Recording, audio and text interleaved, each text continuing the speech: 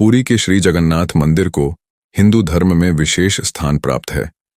इस मंदिर में भगवान जगन्नाथ, बलभद्र और सुभद्रा की आराधना होती है। इस कथा का संबंध भगवान जगन्नाथ और उनके एक भक्त पुजारी से है, जिसने अपनी भक्ति और निष्ठा से भगवान को प्रसन्न कर दिया। कई वर्षों पहले पुरी के श्री जगन्नाथ मंदिर में एक पुजारी अपनी सेवा के लिए प्रसिद्ध था। वह भगवान की पूजा में इतना लीन रहता कि अपने जीवन की अन्य चिंताओं को भूल जाता।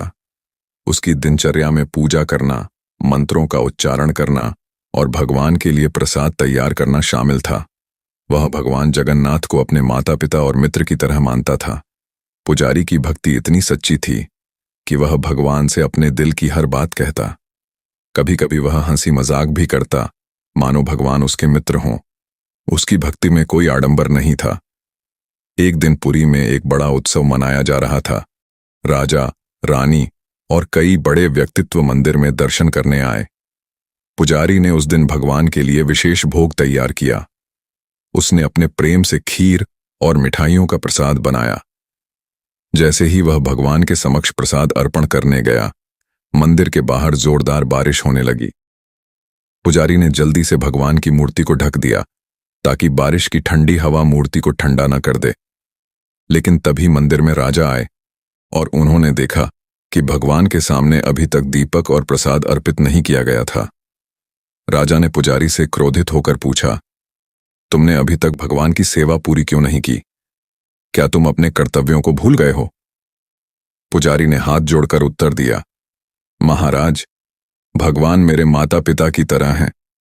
जब मैं देखता हूं कि उन्हें कोई असुविधा हो रही है तो मैं उनकी सेवा पहले करता हूं और फिर अन्य कर्मों को पूरा करता हूं। बारिश में ठंड लग सकती थी, इसलिए मैंने पहले उन्हें ढक दिया। राजा को यह उत्तर अहंकारपूर्ण लगा। उन्होंने सोचा कि यह पुजारी अपनी सीमाएं भूल गया है। उन्होंने पुजारी को दंड स्वरूप सेवा से हटा दिया और दूसरे पुजारी को नियुक्त कर दिया। पुजारी ने बिना किसी विरोध के यह निर्णय स्वीकार कर लिया, लेकिन वह मंदिर के पास ही रहा और मन ही मन भगवान का ध्यान करता रहा। उसने कहा, हे प्रभु, मैं आपकी सेवा का अधिकारी नहीं रहा, लेकिन मेरा मन और आत्मा हमेशा आपके चरणों में ही है। उस रात मंदिर के अंदर एक अद्भुत घटना घटी। जब नए पुजारी ने भगवान को भोग अर्पित करने की कोशिश की तो भगवान की मूर्ति से कोई प्रतिक्रिया नहीं हुई। भोग का प्रसाद बार बार गिर जाता, दीपक बुझ जाता और घंटियां खुद ब खुद बजने लगतीं। राजा ने यह देखकर आश्चर्य से कहा, यह सब क्या हो रहा है? उसी रात भगवान जगन्नाथ ने राजा के सपने में आकर कहा, जिस पुजारी को तुमने मंदिर से हटाया है वह मेरा सच्चा भक्त है। उसने अपने प्रेम और भक्ति से मुझे प्रसन्न किया है। यदि वह सेवा नहीं करेगा तो मैं किसी अन्य से सेवा स्वीकार नहीं करूंगा। अगली सुबह राजा ने पुजारी को बुलवाया और उनसे माफी मांगी। उन्होंने पुजारी से कहा, आपका प्रेम और सेवा भगवान को प्रिय है। कृपया मंदिर लौट आएं और अपने कर्तव्यों को फिर से निभाएं।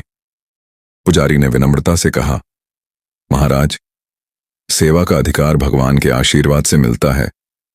यदि प्रभु ने मुझे सेवा के योग्य माना है तो मैं इसे अपना सौभाग्य मानता हूं। उस दिन से पुजारी ने फिर से भगवान जगन्नाथ की सेवा शुरू की।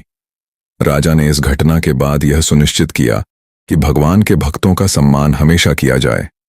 इस कथा से हमें यह शिक्षा मिलती है कि सच्ची भक्ति में न ही कोई दिखावा होता है और न ही किसी प्रकार का स्वार्थ।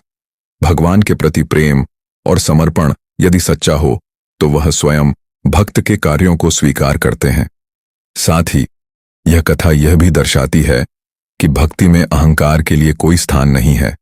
भगवान के प्रति निष्ठा, प्रेम और सेवा ही सच्चे भक्त की पहचान है। धन्यवाद।